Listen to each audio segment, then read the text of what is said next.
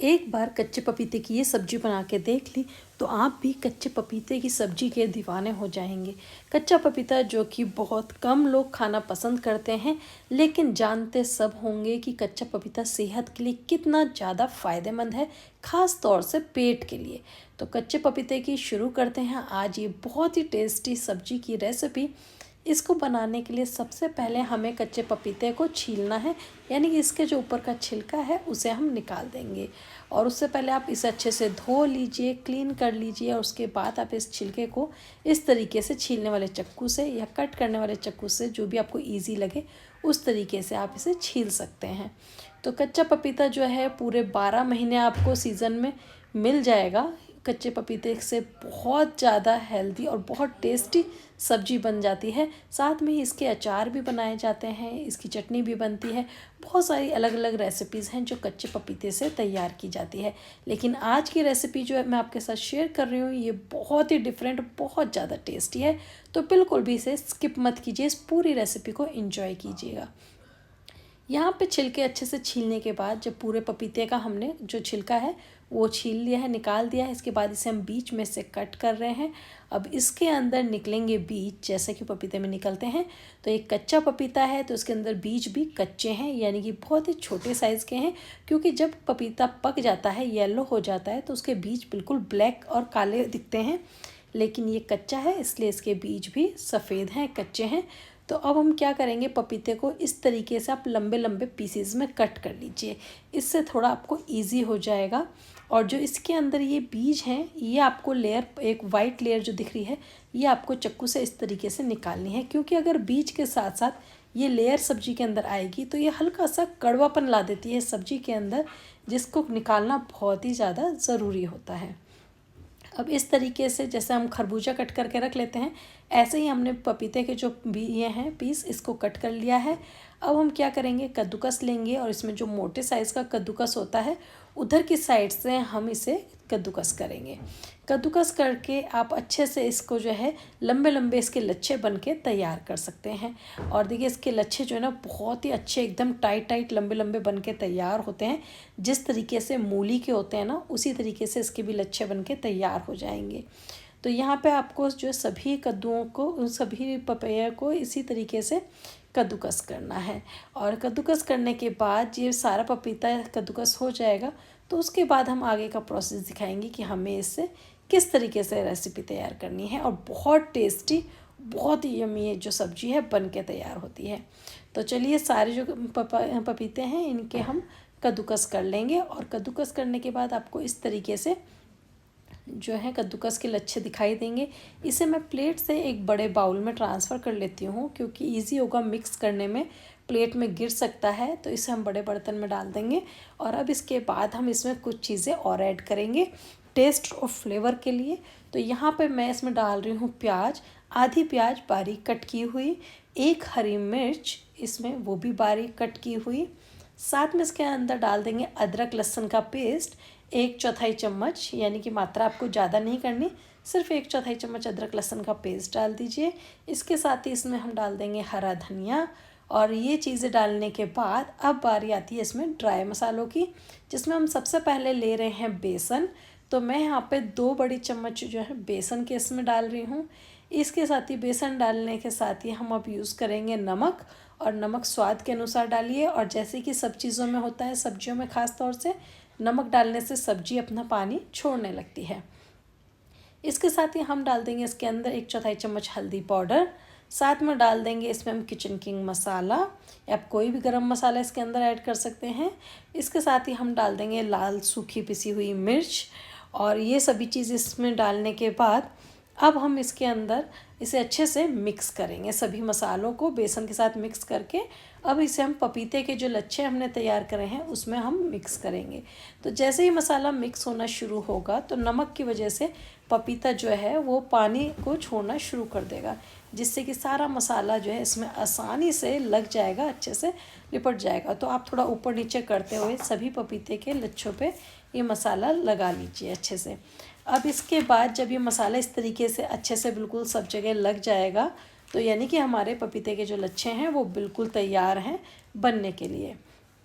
अब आप इससे बिल्कुल इसी प्रोसेस तक करने के बाद आप दो तरीके से सब्जी बना सकते हैं। एक आप चाहें तो जिस तरीके के ये आपको दिख रहा है इसी तरीके से तड़का लगा सकते हैं, या फिर आज जो रेसिपी बताने जा रही हूँ वो थोड़ी सी डिफरेंट है। तो उसके लिए हम ले लेते हैं कढ़ाई, और कढ़ाई में डालेंगे हम तेल, और तेल को आप थोड़ी सी एक्स्ट्रा मात्रा में इसमें डालिएगा। और जैसे ही तेल गर्म हो जाएगा तो उसके बाद हमने जो पपीते के लच्छे बनाए हैं इनको इस तरीके से पकौड़ी की शेप में इसको इसमें डालेंगे, और इसको डाल के अच्छे से आपको हल्का ब्राउन होने तक पकने देना है। पर ध्यान रखिए स्टार्टिंग में आपको छेड़ना नहीं है, नहीं तो ये जो बॉल्स हम इसके अंदर डाल रहे हैं ये टूट जाएंगी, बिखर जाएंगी। तो 1 सेकंड या 2 सेकंड के बाद ही आप इन्हें पलटिएगा। तो ये देखिए इस तरीके से हमें, जैसे कि हम लौकी की बॉल्स बनाते हैं कोफ्तों के लिए, इसी तरीके से हमें पपीते की बॉल्स भी तैयार करनी है, यानी कि पकौड़ियाँ तैयार करनी है। और इन्हें थोड़ा सा अब पलट लेते हैं। जैसे हल्का हल्का ब्राउन कलर आएगा दोनों तरफ से, आप इन्हें सेक लीजिए। लेकिन आप इसमें जब बेसन डालते हैं ना तो ये ध्यान रखिएगा कि बेसन की मात्रा ज़्यादा नहीं होनी चाहिए, नहीं तो सब्जी की जो फ्लेवर होता है, जो टेस्ट होता है ना, वो नहीं फील हो पाता, और जो बेसन है उसका ही ज़्यादा आता है। इसलिए आप बेसन की मात्रा कम रखिए, और उसके बाद इसे अच्छे से ब्राउन शेप होने तक दोनों तरफ से अलटते पलटते सेक लीजिए। और जैसे ही आपको लगे कि हाँ अच्छे से दोनों तरफ से ब्राउन हो चुकी हैं, तो हम इन पकौड़ियों को बाहर निकाल लेंगे। इसी तरीके से पपीते की जो बाकी सभी पकौड़ियाँ हैं वो सारे बैटर को हम इसी तरीके से पकौड़ियाँ बना लेंगे। तो ये जो पपीते की कच्ची आपको पकौड़ियाँ दिखाई दे रही हैं कच्चे पपीते की, ये आप चाहें तो ऐसे ही केचप के साथ या चटनी के साथ खा सकते हैं, क्योंकि ये बहुत ज़्यादा टेस्टी लगती है, बहुत ही स्वादिष्ट यम्मी बनती है। आप चाहें तो इसे स्नैक के तौर पे भी इस तरीके से ही खा सकते हैं। लेकिन जैसे कि मैंने कहा मैं सब्जी बनाने जा रही हूँ तो मैं आपको वही रेसिपी बताऊँगी। और यकीन मानिए पपीते की सब्ज़ी हो या लौकी की, ये सब्ज़ी चावल के साथ बहुत ज़्यादा टेस्टी लगती है।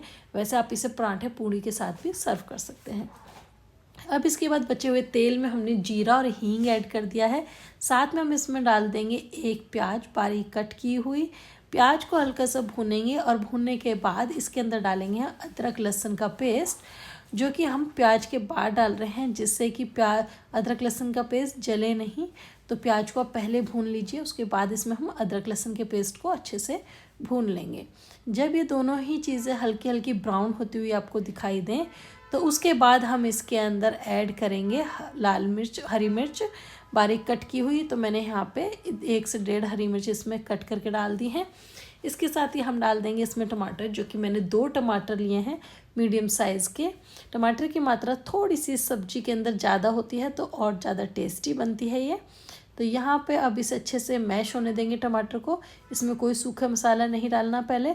जब टमाटर बिल्कुल सॉफ्ट हो जाए तो उसके बाद हम इसमें ऐड कर देंगे लाल मिर्च। मैंने यहाँ पे कश्मीरी लाल मिर्च ली है, क्योंकि हरी मिर्च ऑलरेडी डाली है।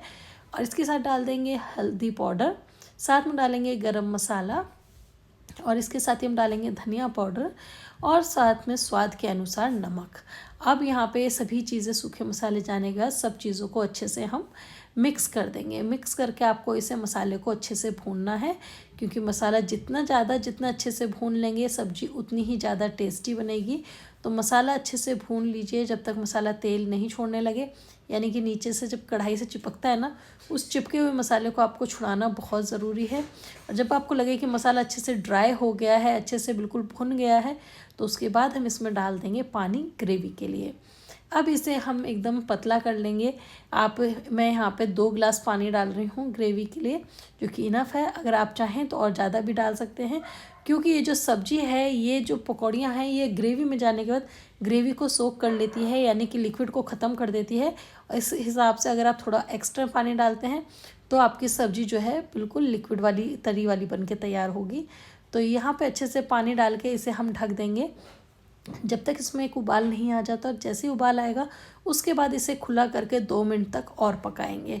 और इस तरीके से इसे अच्छे से पकाना है, जिससे कि ऑयल वगैरह साइड में आ जाए और हमारी ये ग्रेवी जो है बिल्कुल मसालेदार बन जाए। अब इसके बाद गैस की फ्लेम को बंद करेंगे और इसमें डाल देंगे हरा धनिया। तो यहाँ पे हमारी सब्ज़ी की जो ग्रेवी है वो बिल्कुल मज़ेदार चटपटी सी बन के तैयार है। तो आइए शुरू करते हैं सब्ज़ी की प्लेटिंग। यहाँ पे हमने प्लेट ली है और इसमें हम डाल देंगे तरी यानी कि सब्जी की ग्रेवी। हम ग्रेवी के अंदर जो है पकौड़ियों को ऐड नहीं कर रहे क्योंकि वो सोक कर लेंगी, इसलिए अगर आपको सर्व करना हो तो आप ग्रेवी को डालिए।